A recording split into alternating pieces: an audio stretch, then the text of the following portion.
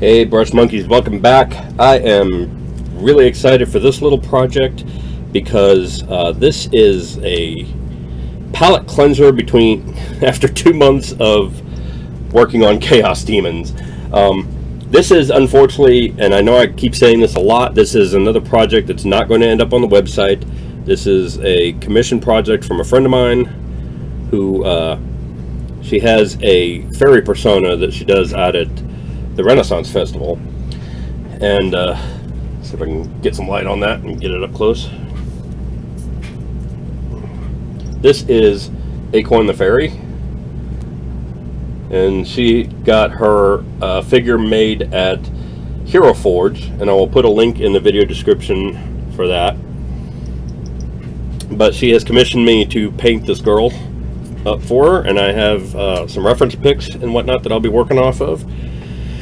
And this is going to be my next project. I think this is really cool. I think it's going to be a lot of fun. It's going to be a little bit of a challenge because she's kind of small, and there's some really small parts on her, like this bottle and this pouch on this side. And compared to the reference pics that I have for her, the reference pics are kind of huge. That's the first of my reference pics. So I've got my notes of how this is going to go paint wise, and I'll have them on hand while I'm doing this. And I've got the basing material set aside. I've got all the paints picked out. This is going to be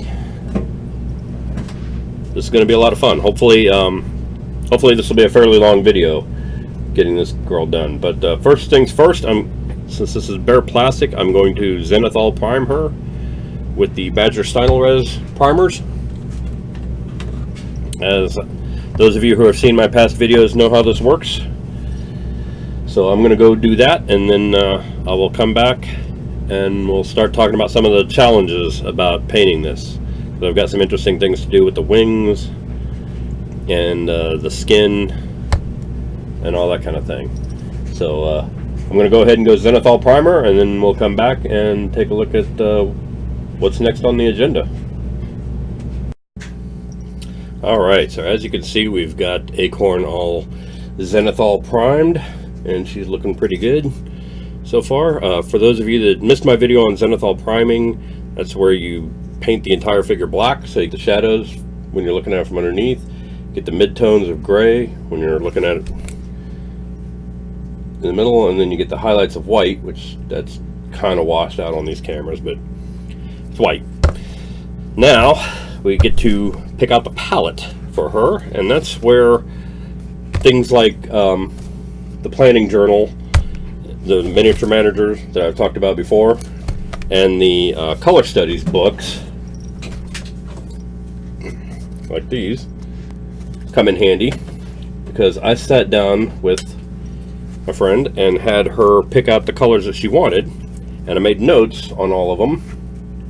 If I can get that out of the light there. Made notes of what color she wanted for each section of it. So now I know which ones to grab here. And so bear with me a moment.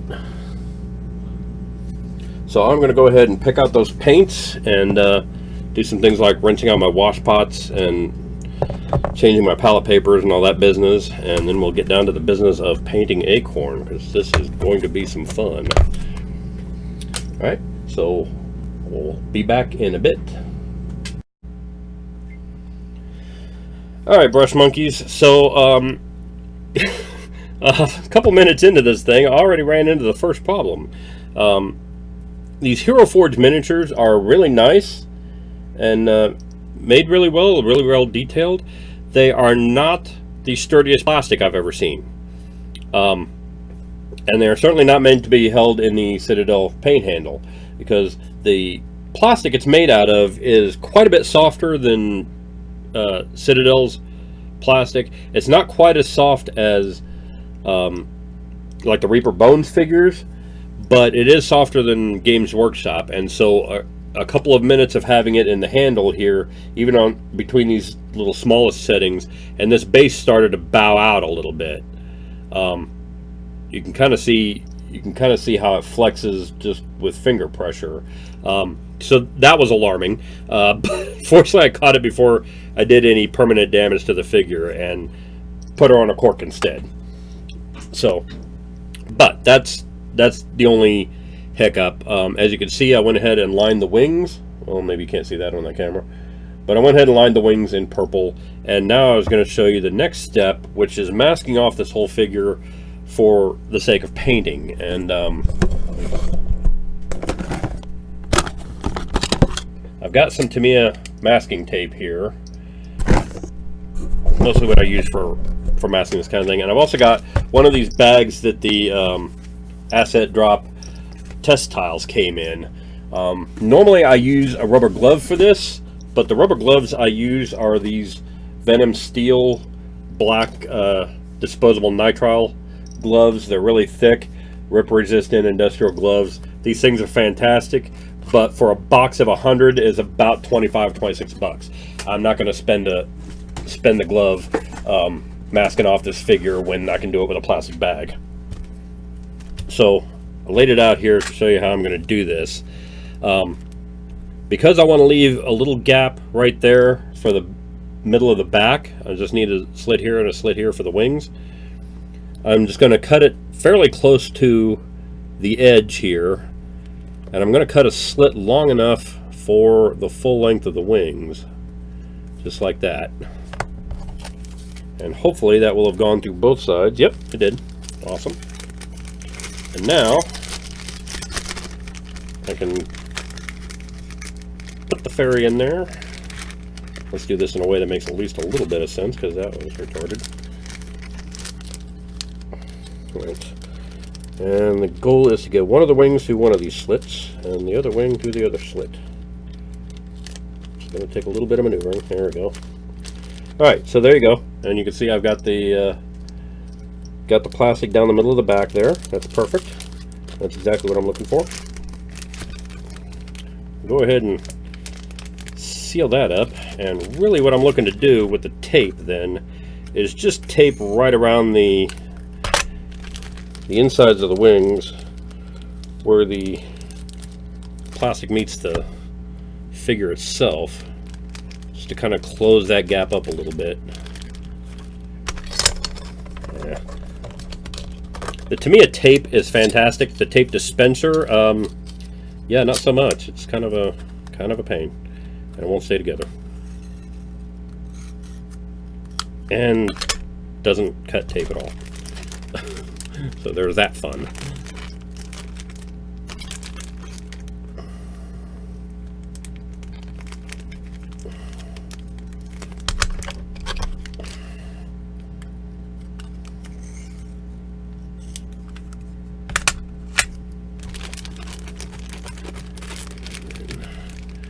Get right on this side. There we go. Awesome sauce. Okay, so now we've got it taped as close to,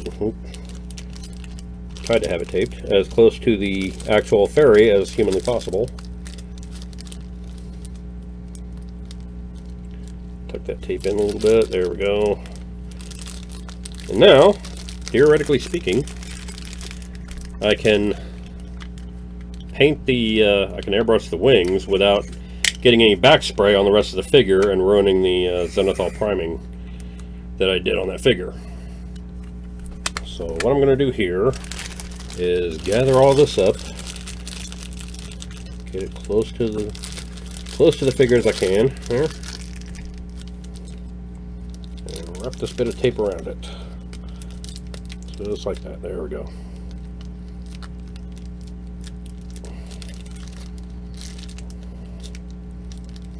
There we go. So now we got all that nice and close to the figure. I can isolate the wings. I can airbrush the wings on both sides. I'm not going to get a back spray on the figure itself. And when we're done, I can paint the figure, and it's all good in the hood. So there you go. So that's the next part, is going to be airbrushing the figure. But first, I wanted to talk about the skin tone a little bit. My friend wanted this figure to look like it's wearing glitter, like body glitter. And if you put regular body glitter, like human body glitter, on a miniature, it's going to be ridiculously huge because the pigments in body glitter are just enormous, scale-wise. For a figure this size, it's going to look like she's wearing plate armor. But I kind of figured out a way that I could do this, that I'm going to mix the skin tone with this Vallejo metal medium. And also I had the idea of the dragon scale waxes from Rob Partha back in the day. These are fantastic. These are basically just like metallic eyeshadow, and you rub it on and it looks fantastic. Problem with these is there is no, as you can see, this is the full range, and there is no purple in there. She wanted it purple, so I went to Beauty Brands and got a sample of purple eyeshadow. And just looking at what's splayed up on this is metallic purple eyeshadow, and just looking at what's come up on the sides of the canister here, you can see that is some pretty nice looking glitter. So I've got a test card made up with several, if I can get the light off of it, there we go, with several patches of skin tone on there. I'm going to mix this little sample. If you can see how much I got in there, that little sample is probably 10 times as much as I'm going to need for this figure, because it's just going across the chest and shoulders. Skin tone patches, and mixing this stuff with skin tone and with the metal medium, and seeing how best to do the glitter on her. The reason I mention this card is this is the back of the test card for the wing shimmer test, which is the next part I'm going to do with the airbrush. So I've got some experimentation to do here, but I think this is going to come out pretty cool.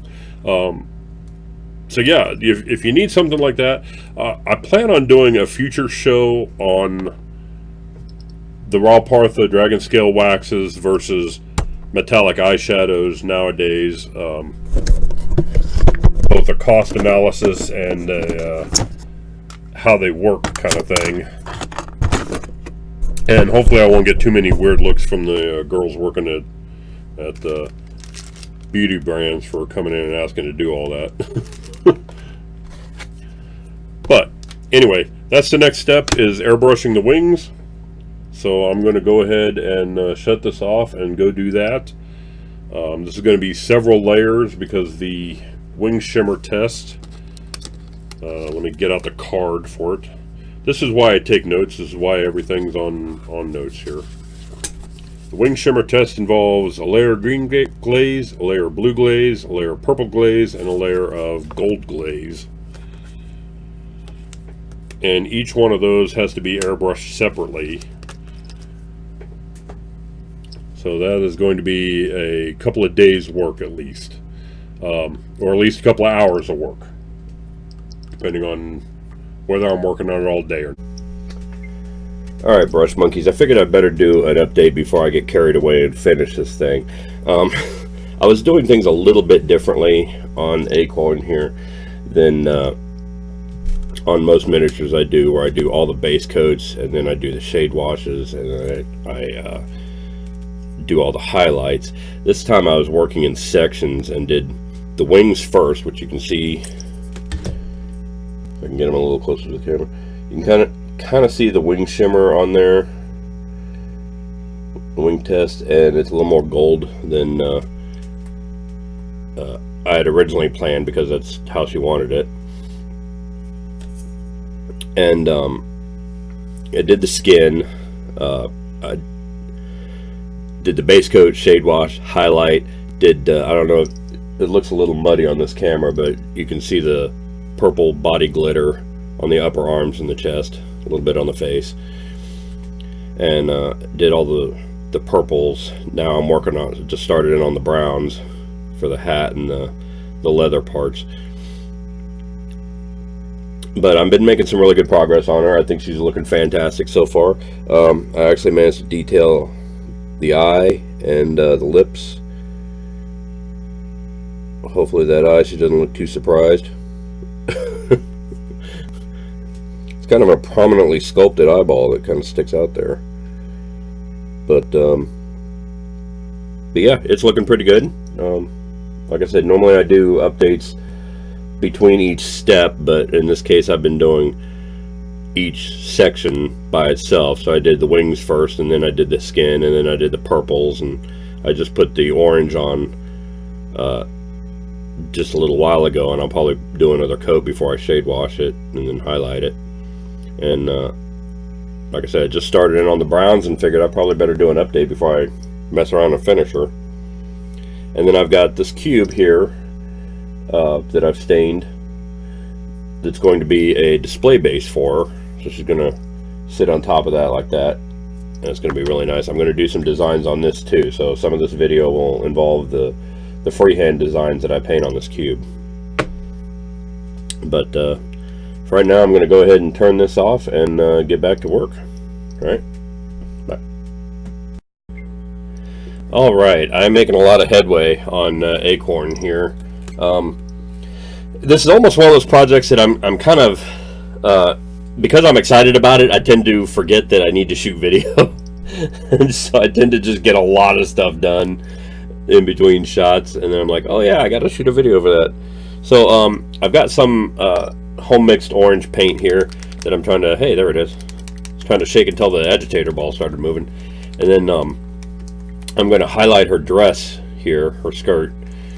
The eye I thought was perfect, and then I got to taking a closer look at it and saw that it was far from it. And so I'm trying to repaint the eye, which necessitated painting a big chunk of the face, which is going to necessitate painting, reapplying the glitter, I think. So, yeah, I'm not saying there's not some issues, but it's not going as swimmingly as I would have liked at this point, but it's getting there.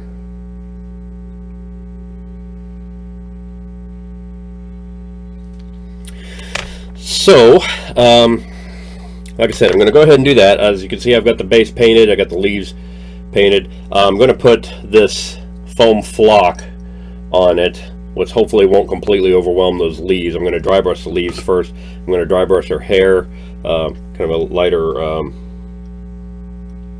I know I've got some lavender around here somewhere. There it is. Luscious lilac. There you go. I'm going to dry brush that. I don't know if you can see, but I've got the bottle all painted up to look like glass with a little bit of blue fluid in the bottom. And everything's shade washed and ready to go. So, yeah, I'm going to highlight her skirt and fix the eye, and then she'll be ready for basing, and I'll be ready to move on to this next part of the project. So, see you in a bit.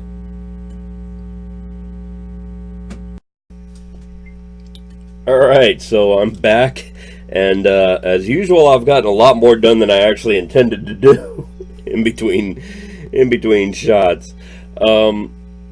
I've just about got this done. I've got the hazel in her eyes. I'd say she's just about finished. So I started working on the plinth that I was making for her, and you can see the paint's still a little bit wet on the lettering because I just did the lettering just now. But I've got acorns and oak leaves on it, and this little banner with their name on it. And then the sides have acorns and oak leaves in the corners. You can see that looks really spiffy. Looks like that on both sides. And on the back has the oak tree, but it's the oak tree from our Black Oak Mail Guild banner. You can see that. And then up on the top, I drilled out a little hole and put a magnet in there.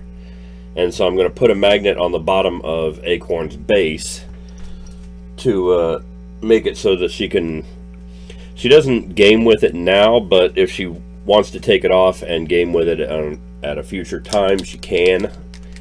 And so I'm going to make that so that I can do that. Right now I'm going to go ahead and dot the eye, dot the pupil of the eye. I'm going to try something a little different. I'm going to use black paint and a thumbtack here to kind of get a little precision in there. And then I'm going to flock at the base. And then once the flock is dry and I matte seal the whole thing, then I'm going to glue the magnet up onto the bottom of it and matte seal and maybe gloss coat the plinth here. So just a little bit of work left to do. She's actually come together surprisingly well. I might do a little bit of highlighting here and there, but I think for the most part she's pretty well done. So I'll be back in a little bit then.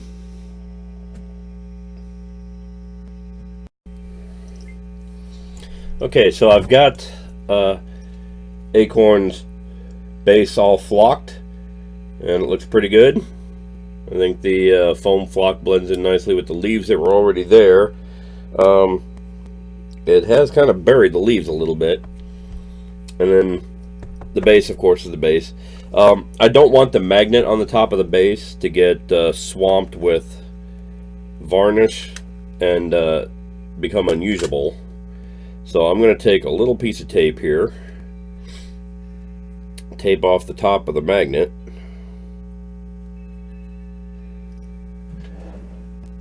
and cut that excess off.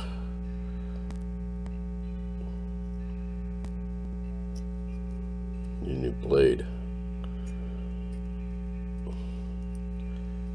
That is just determined not to cooperate, isn't it? There we go. Okay. So I've got that taped up. And then, like I said, after I'm going to give the glue on her base a little while longer to dry. I was going to say a few more minutes, but it's probably going to take a little longer than that.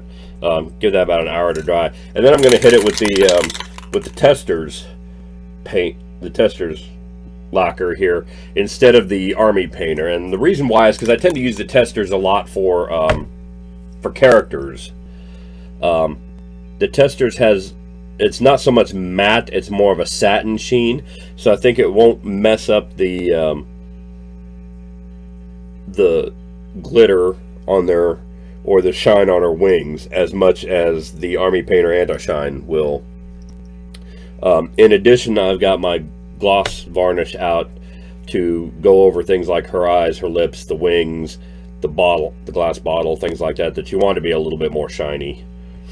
And then once I do all that, I've got the other magnet here ready to be glued onto her base.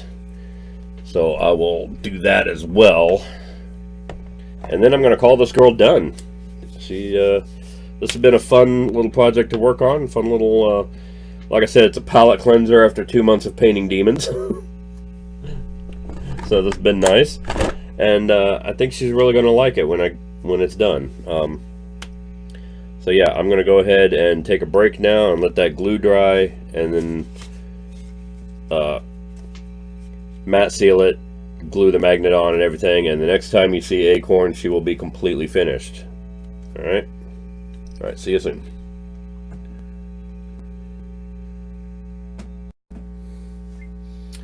Alright, there she is. Acorn is done. She's got her little fancy plinth base. It's all decorated on all four sides, and she's looking pretty spiffy herself. Get a light up here, see if I can get a little closer. Okay, she's looking pretty good. It turns out there's not a whole lot of room on the underside of the base here for the magnet, so the magnet makes it sit a little bit up off the plinth, and it sits just a little bit up off the table too. But it's not terrible. And wow, that is a strong magnet too. Okay, so that sits on there pretty hard. But there you go. She's done. She's all finished, looking all spiffy. I'm pretty happy with how she turned out. I'm hoping my friend's going to be happy with how she turned out. So that's it. I'm going to wrap this up and call it done. Thanks for watching the video. Thanks for sticking with me for this whole journey. The next video I'm going to go into how to do basing with contrast paints. So tune next week for that. Alright. Thanks a lot, and I'll see you guys later. Hey Brush Monkeys, Tom from Flying Monkey Studios here. If you like what you see, click like. If you want to find out when new videos get posted, click subscribe, comment below on what you want to see on future videos. Visit our Patreon site for lots of ways that you can support me in doing what I do. You can also visit our Instagram and Facebook pages to see all the miniatures that I paint on this channel and see how you can get your hands on one of your own. So thanks a lot for your time, and thanks for watching my videos, and I will see you guys later. Bye.